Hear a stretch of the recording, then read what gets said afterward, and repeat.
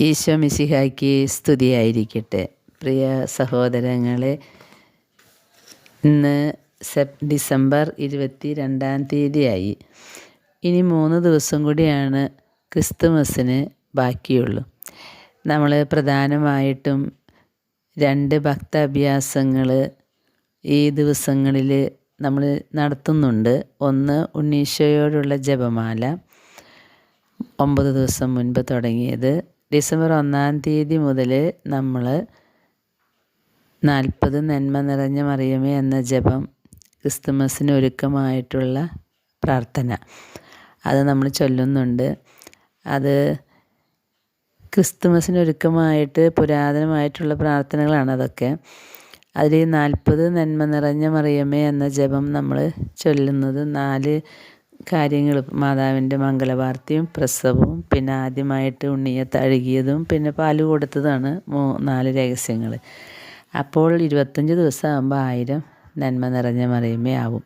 ഈ 1000 നന്മ നിറഞ്ഞ മറിയമേ എന്ന ജപം ചൊല്ലുന്നതിൻ്റെ ചരിത്രം നമുക്ക് അറിയാം എന്നെനിക്ക് തോന്നുന്നു. ഞാൻ കഴിഞ്ഞ വർഷം ഓഡിയോ ഇട്ടിട്ടുണ്ട്.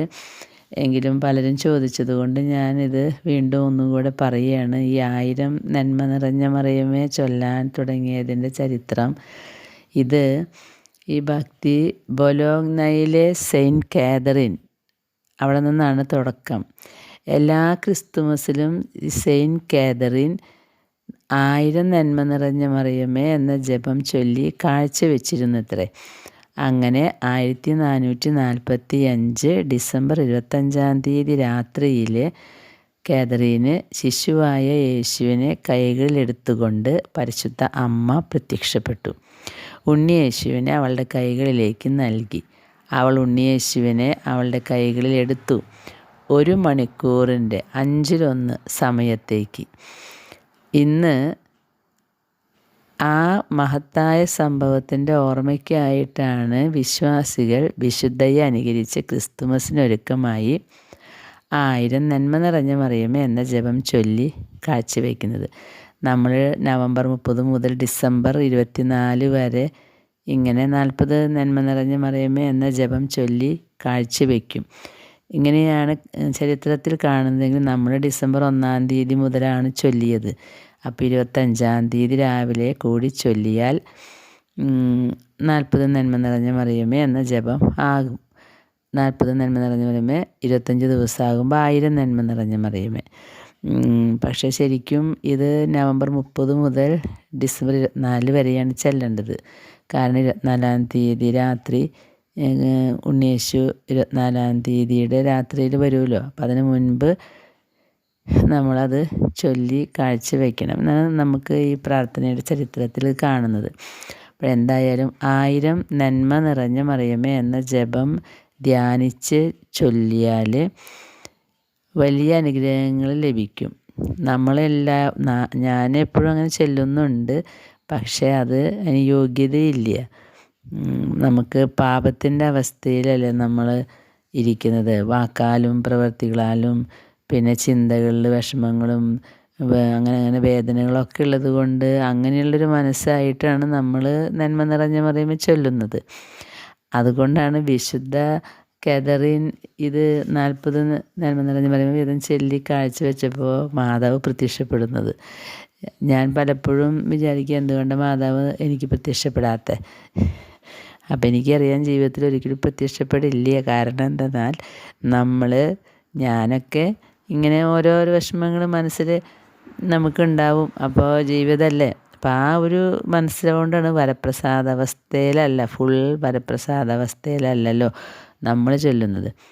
എന്നാലും ഈ ഒരു ഭക്താഭ്യാസം ചൊല്ലാണ് പാപപരിഹാരമായിട്ട്, അറിഞ്ഞറിയാണ്ടും ചെയ്തു പോയ പാപങ്ങൾക്കൊക്കെ പരിഹാരമായിട്ട്. അപ്പോൾ ഞാൻ ഇത് പറഞ്ഞത് 1000 നന്മ നിറഞ്ഞ മറിയമേ എന്ന ജപത്തിൻ്റെ ഒരു ചരിത്രം പറഞ്ഞതാണ്. അടുത്ത വർഷം നമുക്ക് നവംബർ 30 തന്നെ ഇത് തുടങ്ങണം. അപ്പോൾ ഇതാണ് 1000 നന്മ നിറഞ്ഞ മറിയമേ കടന്നു വന്നതിൻ്റെ ചരിത്രം കേട്ടോ. അതുപോലെ തന്നെ ഈ നന്മ നിറഞ്ഞ മറിയമേ എന്ന ജപത്തിന് വലിയ പ്രാധാന്യമുണ്ട്. അത് വചനമാണ്, ദൈവവചനമാണ്. അത് ധ്യാനിച്ച് ചൊല്ലിയാൽ ഭയങ്കര പ്രാധാന്യമുള്ളതാണ്. കാരണം മറ്റൊരു ദർശനമുണ്ട്. ഈ വിശുദ്ധ ജെർത്രൂദിൻ്റെ ഏറ്റവും പ്രശസ്തമായ ദർശനങ്ങളിൽ ഒന്നാണ് സുവർണ നാണയങ്ങളുടെ ദർശനം. ഈ ദർശനത്തിൽ വിശുദ്ധ ജെർത്രൂദ് യേശുവിനെ സ്വർഗത്തിൽ കാണുന്നുണ്ട്. യേശുവിൻ്റെ മുമ്പിൽ ഒരു വലിയ നാണയക്കൂമ്പാരമുണ്ട്. അപ്പോൾ ഈ നാണയക്കൂമ്പാരം ഭയങ്കര സൗന്ദര്യമായിട്ട് അവിടെ പ്രകാശം പരത്തി നിൽക്കുന്നുണ്ട് ഈ നാണയക്കൂമ്പാരം.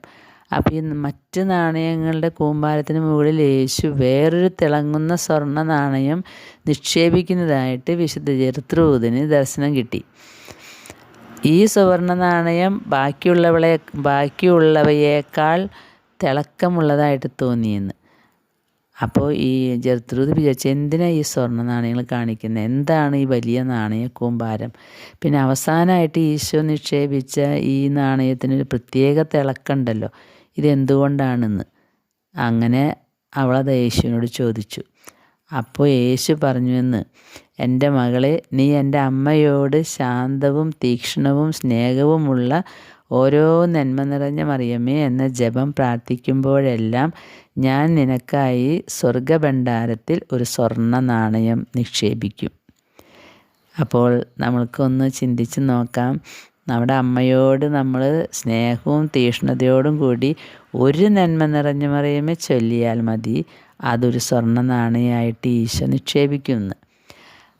ഞാനിതിപ്പോൾ ഇവിടെ പറയാനുള്ള കാരണം, നമ്മൾ ക്രിസ്തുമസിന് ഒരുക്കമായിട്ട് 1000 നന്മ നിറഞ്ഞ മറിയമേ ചൊല്ലിയിട്ടുണ്ടല്ലോ.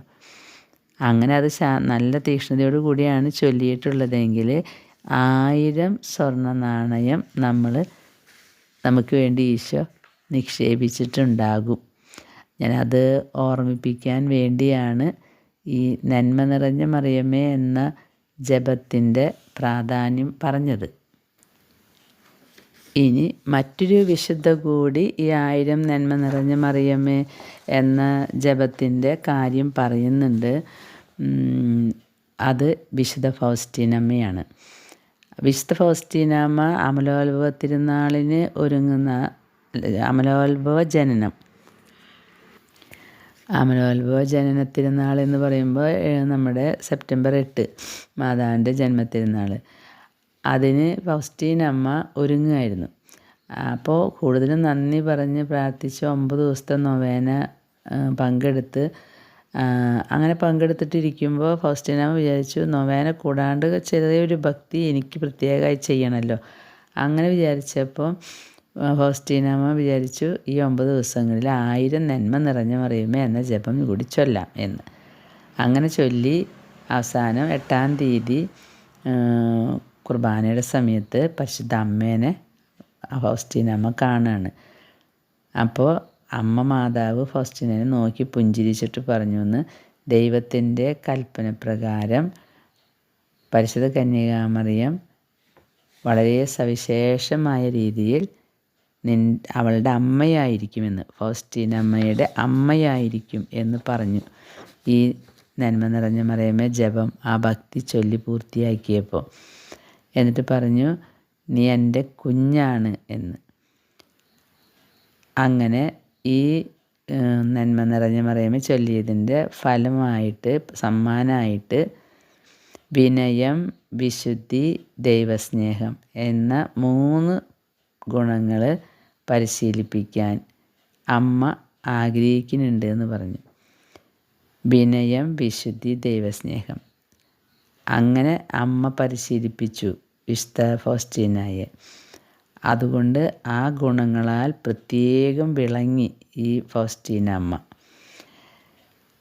അപ്പോൾ ഇവിടെ 1000 നന്മ നിറഞ്ഞ മറിയമേ എന്ന ജപം ചൊല്ലിയപ്പോൾ ഉണ്ടായ അത്ഭുതം, വിനയം, വിശുദ്ധി, ദൈവസ്നേഹം എന്നീ 3 പുണ്യങ്ങൾ പരിശീലിപ്പിക്കാൻ അമ്മ തയ്യാറായി എന്നതാണ്.